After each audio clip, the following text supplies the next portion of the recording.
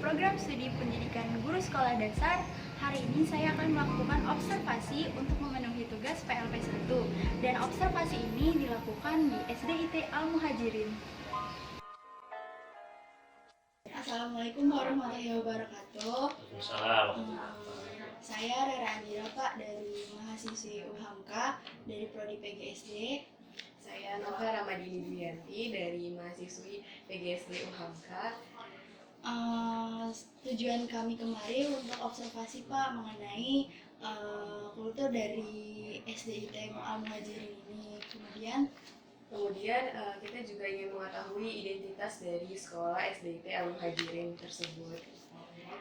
Saya mau menanyakan Pak, bagaimana profil dari SDIT Al-Muhajirin ini, kemudian apa visi dan misi dari SDIT Al-Muhajirin ini? Baik, terima kasih. Yang pertama kami ucapkan selamat datang di sekolah kami SDIT Al-Muhajirin. Yang kedua, terima kasih atas kepercayaan dari mahasiswa-mahasiswi UHAMKA yang telah berkunjung ke sekolah kami dalam rangka observasi untuk tugas akhir ya. Iya. Terkait dengan profil sekolah Al-Muhajirin ini berdiri pada tahun 2006. Waktu itu jumlah siswa ada 50, jumlah guru ada 6. Seiring berjalannya waktu sampai tahun ini 2020 itu jumlah siswa sebesar 701. Kemudian juga guru ada 50. Kemudian kami di sini di bawah naungan Sekolah Islam Terpadu Indonesia, dan pembelajaran kami menggunakan kurikulum 2013, status sekolah akreditasinya ya. Kemudian untuk visi dan misinya Pak? Ya. Tentunya untuk mendukung proses belajar mengajar itu kita harus ada visi misi ya. Iya, betul. Visi dari Sekolah Islam Terpadu itu ya adalah terwujudnya generasi muslim yang akhlakul karimah, kemudian berprestasi kompeten dalam bidang berbagai macam pendidikan. Sedangkan misinya ada beberapa misi dari sekolah kami. Yang pertama, misinya itu menyelenggarakan pendidikan secara profesional yang inovatif, kreatif, dan menyenangkan. Kemudian yang kedua, melaksanakan pembiasaan akhlakul karimah. Ya, kemudian yang ketiga, melakukan pembinaan peserta didik secara berkesinambungan. Yang keempat, meningkatkan kompetensi guru dalam keilmuannya sehingga bisa menunjang untuk terwujudnya visi misi itu.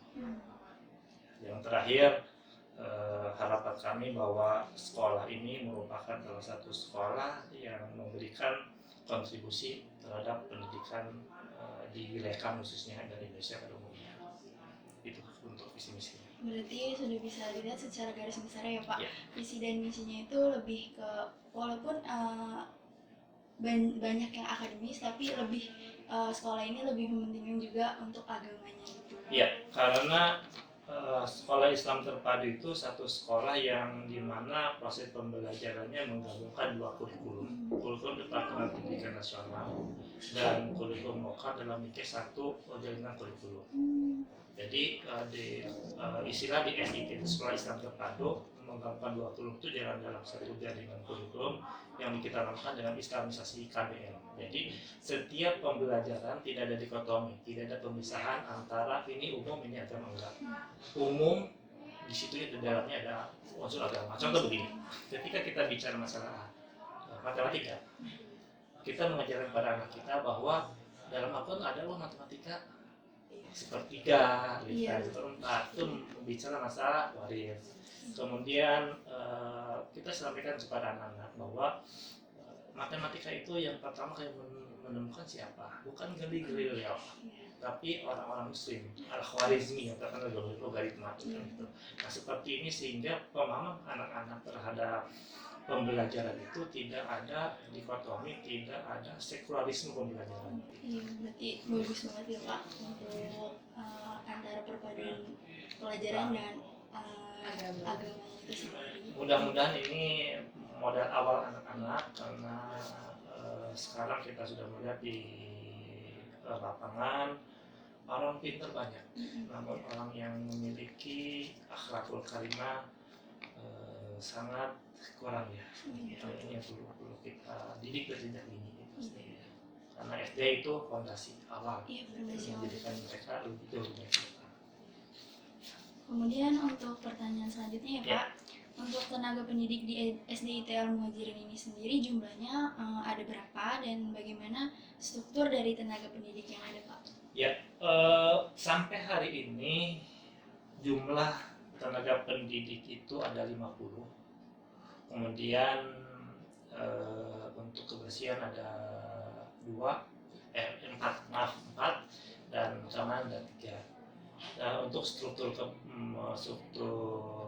organisasinya kami di bawah naungan yayasan tetap berkoordinasi dengan dinas pendidikan, kemudian koordinasi dengan ada garis komando juga dengan komite, kemudian juga dipimpin oleh 1 kepala sekolah, 3 wakil, dan ada beberapa walas terdiri dari 2 kelas dan beberapa guru dan studi.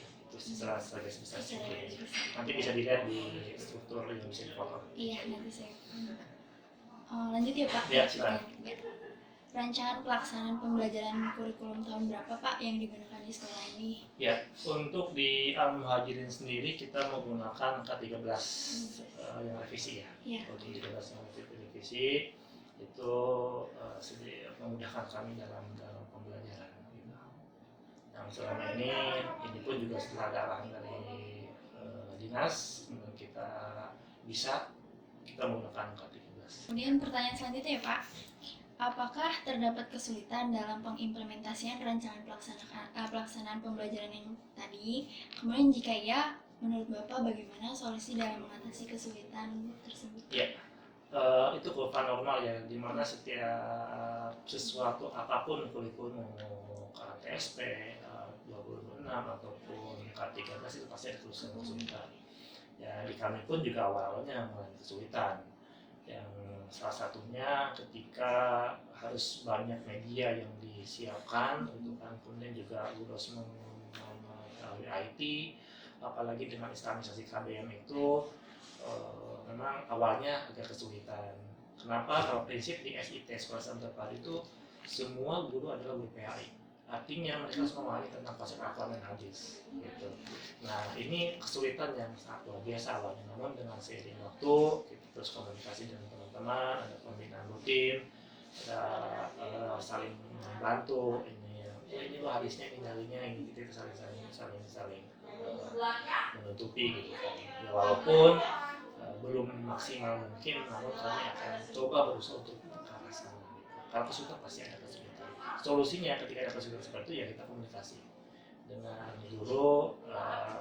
Komunikasi biasanya kan di kami karena ada 24 kelas, satu kelas ada 4 level, 4 ruangan.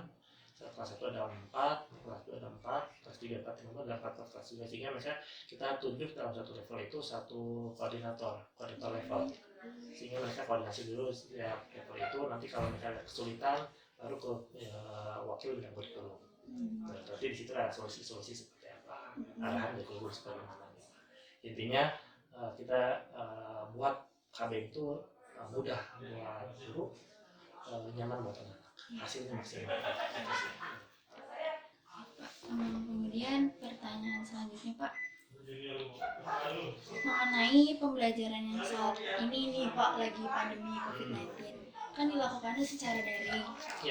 Metode dan media pembelajaran seperti apa nih Pak yang digunakan di sekolah SDIT Al-Muhajirin?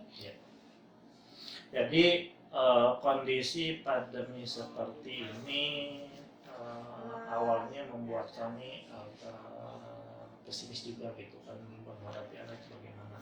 Namun dengan seiringnya waktu ada hikmah di balik itu bagi kami, sehingga memang guru-guru bisa menunjukkan kompetisi mereka.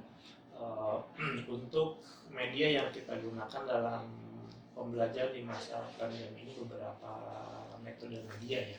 Biasa kita yang biasa standar itu PA group, kemudian video call, kemudian worksheet, kemudian juga ada video pembelajaran yang dibuat oleh guru sendiri, disebarkan di grup WA, dan juga YouTube YouTube yang dibuat oleh guru sendiri yang diupload di channel YouTube SDIT atau channel guru masing-masing. Kemudian juga kita memberikan fasilitas juga visitasi. Jadi visitasi titik-titik tertentu. Kalau mereka itu ada di satu titik, katakanlah di daerah Tubuh Utara gitu, di rumah siapa yang berdekatan, itu mereka boleh berkumpul situ, boleh datang. Dan itu maksimal 4 sampai 5 guru, dan harus ada persetujuan dari orang tua. Gitu, ya, harus ada persetujuan dari orang tua. Sehingga kegiatan ini mudah-mudahan bisa meminimalisir titik anak. Jadi tadi saya ulang bisa dari menggunakan video call, kemudian juga WA group, worksheet, kemudian juga video pembelajaran yang dibuat oleh guru dan YouTube yang dibuat oleh guru. Media yang kita gunakan sampai sekarang ini untuk dalam masa pandemi. Walaupun juga itu belum maksimal. Perlu saya tegaskan, visit itu dengan persetujuan ya. Kalau orang tua setuju kita lakukan, kalau tidak setuju tidak, dan itu pun tidak boleh banyak. Dan dengan melakukan standar protokol kesehatan ya wajib melakukan itu. Kalau tidak izinkan. Dan gue harus izin ke sekolah dulu. Gitu. Oh iya. Di pasti. Ya, kemudian pertanyaan selanjutnya ya, Ya, Pak. silakan. Kegiatan atau pembiasaan seperti apa nih Pak yang dilakukan peserta didik sehingga udah menjadi budaya ataupun kultur dari SDIT Al-Muhajirin? Di kami ada beberapa pembiasaan yang mudah-mudahan dijadikan kultur, yang nanti menjadikan habit, sehingga ini nantinya menjadikan akhlak inti yang kita ke depan. Yang selalu kita lakukan pertama di pagi hari itu kita melakukan sholat duha. Jadi mereka datang ke sekolah sudah dalam keadaan wudhu, karena kita harapkan mereka sudah berwudhu dari rumah. Namun ketika di perjalanan dia batal ya kita suruh wudhu kembali. Namun kita harapkan mereka sudah wudhu, ya itu komitmen pertama. Yang kedua, sampai di sekolah mereka diarahkan untuk sholat duha. Ya, sholat duha, gurunya pun sholat duha. Nah, setelah sholat duha itu ada murojaah yaumiyah untuk mereview hafalan-hafalan yang telah dihafal mereka. Kalau target kami di sini lulus ini minimal 2 juz hafal. Kemarin baru kita laksanakan sudah tapi 2 juz, ada yang lebih dari 2 juz juga ada yang kelas 5 juga kemarin yang mutaz dengan sempurna kumlaut, itu kelas 5 dapat orang 2 juz itu gitu. Jadi pembiasaan itu yang kita biasakan. Jadi tadi wudhu di rumah sampai sekolah, sholat duha, murojaah. Nah, setelah murojaah ini ada semacam review atau motivasi buat anak. Makanya kita masuk pukul 6.30 sampai pukul 7.00 itu untuk pembiasaan itu. Nah, di hari Rabu itu ada pembiasaan, kalau diistilahkan sekarang itu keputrian. Itu kalau pada dasarnya sih kita ubudiyah, cuman biar lebih ke orang tua tidak terlalu bingung, kita pakai keputrian. Materi tentang apa?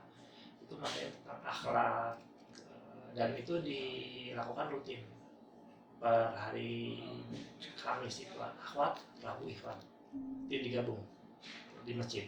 Itu setiap pekan saya memberikan materi guru-guru, sudah ada materinya dibuat oleh guru di sekolah ke kurikulum gitu. Nah, kemudian di hari Jumat ada murojaah usbu'iyah, murojaah pekanan. Kalau murojaah yaumiyah, murojaah harian itu dilakukan di kelas masing-masing, dipimpin langsung oleh guru kelas masing-masing dan guru tahfidz atau tahsinnya. Sedangkan kalau murojaah usbu'iyah itu murojaah yang dilakukan setiap pekan sekali dari Jumat pukul 6.30 mulai. Itu semua kelas 1 sampai kelas 6 hadir. Biasanya dipimpin oleh perwakilan kelas 2 atau 3 orang yang memimpin gitu kan. Juz-juznya 30. Nah, setelah itu selesai baru ada semacam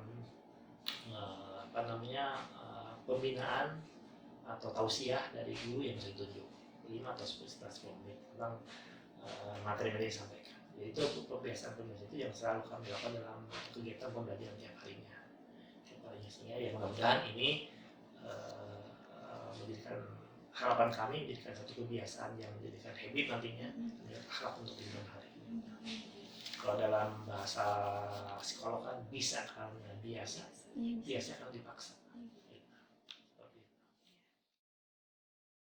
Sekian observasi hari ini. Terima kasih. Wassalamualaikum warahmatullahi wabarakatuh.